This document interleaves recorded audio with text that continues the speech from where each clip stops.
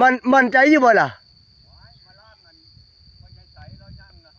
โอ้มาล่างพอผมผุนได้เพิ่นว่ามาล่างพอผมผุนยังว่า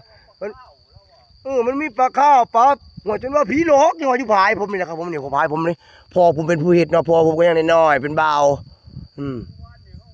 แต่งงานใหม่ฉลองเมียเพิ่นว่าก็เลยเอ็ดผายไว้โอ้ปู๊ดแม่นแน่น่ะโอ้เจ้าเห็นแล้วเนาะขึ้นจนได้เนาะโอ้ยอันที่เขาว่าผีหลอกนะ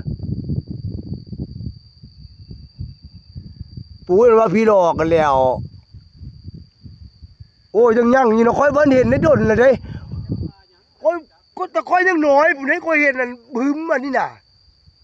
หึมบาดเดียวมีจัดโลดมีแต่ผีหลอกจังวะฮะเออโอ้มันขึ้นน้ำมันนี่อีหลีเนาะแม่นอยู่แตะกอนค่อยเห็นมันขึ้นนี้ตอนน้ำหลายๆน้ำจะท่วมบ่ได้ขึ้นที่ต่อนี่โอ้ยเนาะ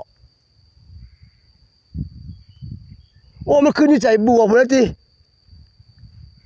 โอ้กลางเดินอันนี้แหละนี่เนาะนี่โอ้มองเดินนี่เนาะโคตรนี่อ้าวนี่เอามันไปรีอยู่ไสเหรอ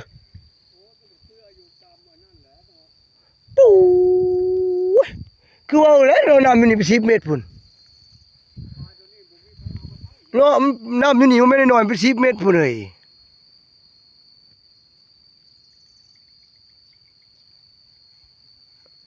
โอ้ยังบ่ทันได้มีผู้ใดได้เนาะฮอดบ่100 โลนี่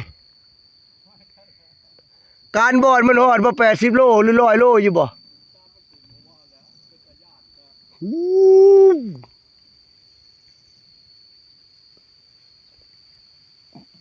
โอ้ยกระซ่ามันขึ้นบ่ว่า100เลยเนาะพี่ลึก